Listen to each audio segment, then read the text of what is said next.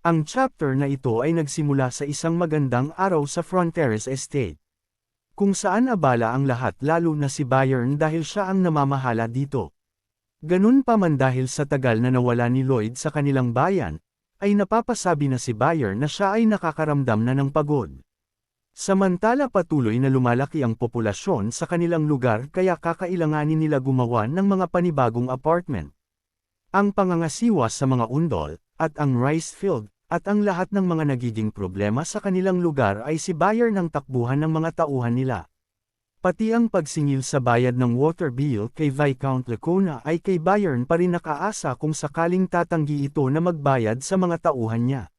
Bagamat nakakaramdam na ito ng pagkahilo ay pilit pa rin na pumunta ang 57 years old na si Bayern sa bayan ni Viscount Lacona. Sa madaling salita ang pinaka-role ni Bayern sa kanilang bayan ay gawin ang lahat ng trabaho dito. Pagpunta nito kay Lacona para maningil ng bayad sa water bill ay pinagsisigawan lamang siya nito. Pero si Bayern ay tila wala sa sarili para makipag-usap. Kaya imbes na makipagsagutan pa sa Bisconde ay may dinukot na lamang ito mula sa kanyang damit. Kung saan meron itong nakatagong isang construction guideline na galing kay Lloyd at nang sadyang sinira niya ito ay lumabas ang naka 3D na hologram na mukha ng ating bida na galit na galit. Nanginig naman sa takot ang Bisconde na tila hinimatay pa at sinabi na magbabayad na siya ng kanilang bills. Kaya naman dahil dito si Bayern ay napapadasal na lang na sana ay mapabilis na ang pagbalik ni Lloyd. Habang naglalakbay pabalik sa bayan nila ay naiisip ni Bayern na, kahit gaano pa kalaki ang pinapasahod sa kanya ni Lloyd ay talagang sobrang nahihirapan na ito sa dami ng kanyang trabaho. Nang biglang may narinig ito na sumisigaw na nagbalik na ang kanilang Master Lloyd. Kaya mabilis itong nagtungo doon para salubungin si Lloyd. Nang makita nito si Lloyd ay agad naman na nagmamadali na tumakbo palapit si Bayern at sinabi na matagal niyang hinihintay si Lloyd. At agad na lumuhod ito at sinabi na, sana ay pakinggan ni Lloyd ang kanyang una at huling request. At sinabi nito na, siya ay pagod na at gusto na nito na mag-quit sa trabaho. Pero si Lloyd ay sinabi na wag, at tinanong niya ito kung magkano pa ba ang gusto na idagdag ni Lloyd sa kanyang sahod. Umiiyak na sinabi ni Bayern na, meron na siyang sapat na pera, at kahit pabigyan ito ni Lloyd ng milyon ang katawan naman niya ay di na kayang magtrabaho. Kaya patuloy pa rin itong nakikiusap na payagan na ito na mag-quit sa trabaho. Pero tila nalungkot si Lloyd at nagpatuloy sa paglakad. At nang makalagpas kay Bayern ay sinabi ni Lloyd na, mula ngayon ay magiging 3 billion na ang magiging annual salary nito. Sisigaw pa sana si Bayern na hindi ito patungkol sa pera. Pero bigla nitong napagtanto ang halaga ng pera na sinabi ni Lloyd. Kaya sinabi nito na, ibibigay niya ang lahat ng makakaya niya para sa kanyang trabaho. Samantala nakita ni Lloyd ang iba pang villager at mga magulang nito na sumalubong sa kanya. Kaya napangiti ito at naisip na ang lugar na ito ay tuluyan ang napalapit sa kanyang puso dahil ito na rin ang nagsilbing tahanan niya. Samantala, habang nakahiga pa rin ang tamad na Dragon King ay sinabi nito na, kung ako ay gigisingin mo tuwing umaga para tawagan ang aking asawa. At kung sakali nga na ginawa ko yan, tingin mo ba makakabawi na ako sa kanya sa hindi ko pagtawag sa kanya sa loob ng 1 buwan? Siyempre hindi sagot ni Lloyd. Niloloko mo ba ako? Pinagkatiwalaan pa naman kita. Hindi natin susubukan na pagtakpan ang pagkakamali mo. Sa halip magsisimula ulit tayo at araw-araw mo siyang tatawagan ng walang palya hanggang sa kanyang pagbalik mula sa bakasyon at kailangan na maipakita mo ang pagbabago at ikaw ngayon ay masipag na. Napangiti naman ng Dragon King at pagkatapos ay biglang humilik. Pero si Lloyd ay sinabi na paano naman ang Dragon King membership? Nanginginig-nginig pa ang kamay ni Vercus na may hawak na magic pen habang tinatawag si Lloyd. At kanyang iginuhit sa may bandang likod ng leeg ni Lloyd ang bonus life at sinabi ni Vercus na siya ay ganap ng miyembro ng Dragon King Club. Sabay tulog ulit. Matapos noon ay lumabas na sila ni Javier, habang si Lloyd ay tila nakahinga na ng maluwag at sinabi na sa wakas ay natapos din. Napatanong naman si Javier kung ano yung tapos na sinasabi ni Lloyd. Kaya mayabang na sinabi ni Lloyd na, ako na ang pinakamayamang tao sa Lower Asia continent at si Sir Bayern naman ang bahala sa lahat ng magiging problema sa ating bayan. Tapos meron pa akong isang bodyguard na Grandmaster, may backup pang Dragon King higit sa lahat ay may 2 na akong buhay. Ngayon ay wala nang makakatalo sa akin, kaya sino pa ang magiging hadlang sa inaasam-asam kong komportableng pamumuhay ng walang ginagawa. Matapos nun ay nagsalita si Javier at nagpasalamat ito kay Lloyd. Nagtaka naman si Lloyd kung bakit ito nagpapasalamat sa kanya. Sinabi ni Javier na marami siyang mga narinig sa bayan kanina lang. Sinabi nito na, ang dalawang anak ni Sir Byron ay ipinadala sa Kapitolyo para doon mag-aral, dahil dati ay abala ang mga ito sa paghahanap ng makakain kaya walang panahon para mag-aral. Narinig din nito na si Officer Greg ay isang talented sa mga machine at ngayon mas marami na itong oras para gawin ang talagang hilig nito. At halos lahat ng tao sa bayan na ito ay nagagawa na ang lahat ng kanilang mga pinapangarap. Samantalang dati nung naghihirap pa yung bayan na ito lahat ay iisa lang ang pangarap. Yun ay ang hindi sila mamatay sa gutom. At ikaw Suho Kim ang nagbigay sa mga taong ito ng pag-asa sa kanilang mga pangarap. Matapos noon ay tinanong ni Lloyd si Javier kung ano na ang tingin nito sa kanya. Dahil siya ang kumuha ng katawan ng kanyang tunay na Master Lloyd. Pero sinabi ni Javier na sobrang nagpapasalamat ito na napunta si Suho Kim sa mundong ito. Tila nagulat sa narinig si Lloyd. Pero maya-maya pa ay tila nasusuka naman ang dalawa. Samantala bigla naman nag-notify ang messenger kay Lloyd, kung saan ay sabik si Lloyd na makita ito dahil gusto niya malaman kung bumalik na ang mga DP na nawala sa kanya, pero kabaliktaran ang nangyari dahil imbes na tumaas ay nagsimula ulit itong mabawasan. Kaya nabigla ang ating bida. Hanggang sa tuloy-tuloy na ang pagbagsak ng DP nito dahil doon ay mas lalong naalarma ang ating bida. Di na makapaniwala si Lloyd sa kanyang nakikita dahil sa nasimot ang lahat ng DP nito na ang ibig sabihin ay ang lahat ng tao sa mundong ito ay mamamatay. Samantala habang nagkakaroon ng kasiyahan ang mga villager, ay kinausap ni Count Fronteras si Javier dahil hinahanap nito si Lloyd at tinatanong kung nasaan ito. Pero hindi makasagot si Javier. At naalala ang nangyari kanina, kung saan tinanong niya si Lloyd kung anong nangyayari. Pero mabilis na umalis si Lloyd at sinabi na, mayroon siyang naalala na urgent na gagawin at wag itong susundan ni Javier. Sinabi ni Javier na ang homecoming party para kay Lloyd ay magsisimula na. Pero sinabi ni Lloyd na baka hindi na magkaroon pa ng party kailanman sa kadiretso na lumakad paalis. Samantala si Javier naman ay sinabi kay Count Arcos na si Lloyd ay umalis dahil may dapat pa itong gawin. Habang si Lloyd ay mabilis na nagpunta sa isang bundok. Habang si Javier ay patuloy na nagpapaliwanag kay Count Arcos, na tila di naman ito maintindihan ng Count. Habang si Lloyd ay nasa malayo. Dito ay ginamit niya ang ending spoiler para masaksihan nito kung ano ang maaaring maging ending ng scene sa kwento na ito. At pagkatapos ay mabilis nitong pinindot ang yes kaya biglang dumilim ang paligid nito. Pagkatapos ay may tumawag sa kanyang pangalan. Paglingon niya ay nakita niya ang kanyang sarili, at sinasabi nito na dapat mo itong makita ngayon na, pero huwag ka mag-alala dahil hindi naman ito ang actual na mangyayari sa hinaharap. Ito ay isang bagay lang na pwede mangyari kung hindi mo papanoorin ang spoiler na ito hanggang dulo. Pero kung hindi ka rin naman kikilos pagkatapos mo na makita ang spoiler malamang ay ganito nga talaga ang mangyayari. Sa araw na nakita mong maging 0 ang DP mo bago ang araw na yun, lahat ay napakapayapa at walang nangyayari. Pero sa palagay ko paglipas ng 3 taon, matapos nun ay naputol ang sinasabi ng Lloyd sa spoiler at biglang nagkaroon ng malakas na hangin. At tila nalipat ang ating bida sa ibang bahagi ng spoiler kung saan nakita nito si Count Arcos at si Countess Marbella na masaya na nagkakabayo.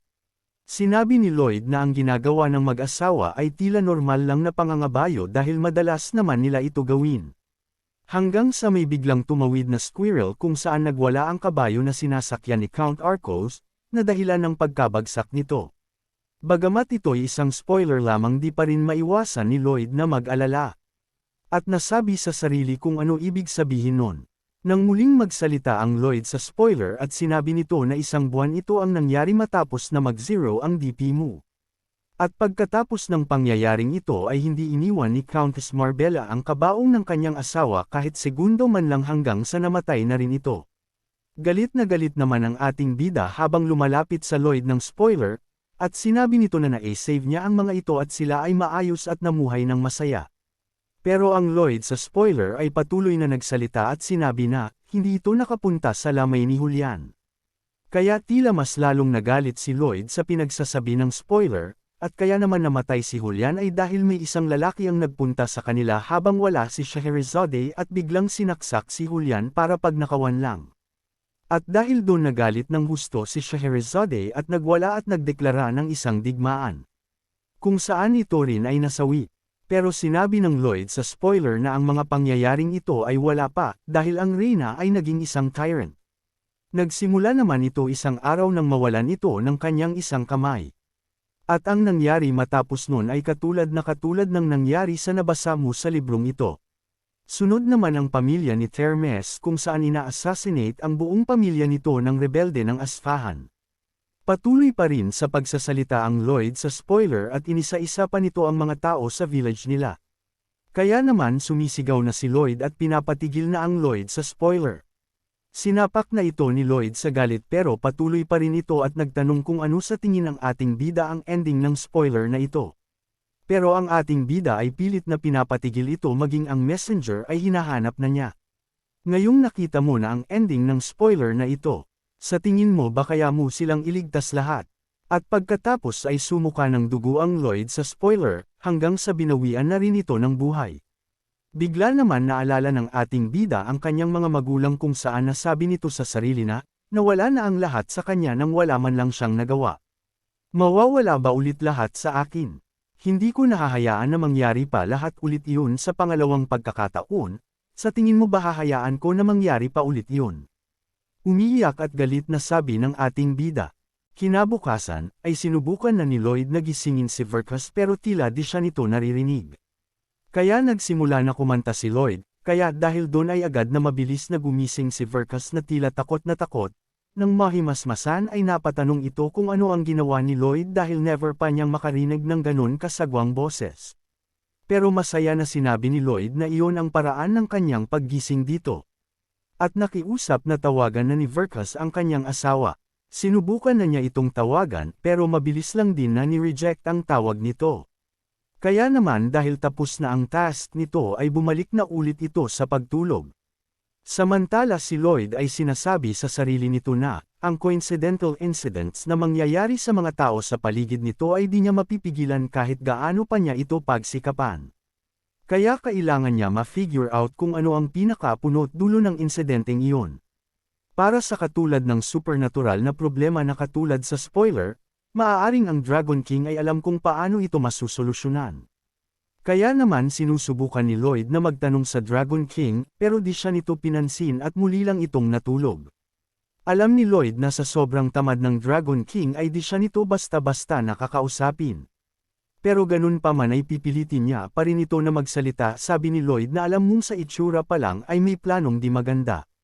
Kaya kinabukasan sa oras ng paggising nito ay sinimulan ni Lloyd ang magkwento sa Dragon King, sinabi nito na siya ay galing sa ibang dimension, at ang pangalan niya ay Suho Kim, pero sumagot lang ang Dragon King na, okay umalis ka na.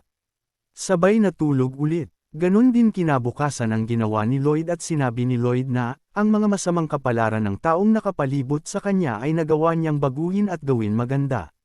Napakabait mo naman sabi ni Verkus. Sabay tulog ulit. Kinabukasan na naman sinabi naman ni Lloyd na, pero kahit ganon, ay pilit pa rin na bumabalik ang masamang kapalaran nila na mamatay. Ay nakakalungkot naman sagot ni Verkus at bumalik agad sa pagtulog. Hanggang sa isang araw ay makikita na tululaway pa si Verkus habang natutulog. At nagtataka ito na dapat daw ay naririnig na niya ang napakalalang boses ni Lloyd. Kaya dahan-dahan itong dumilat.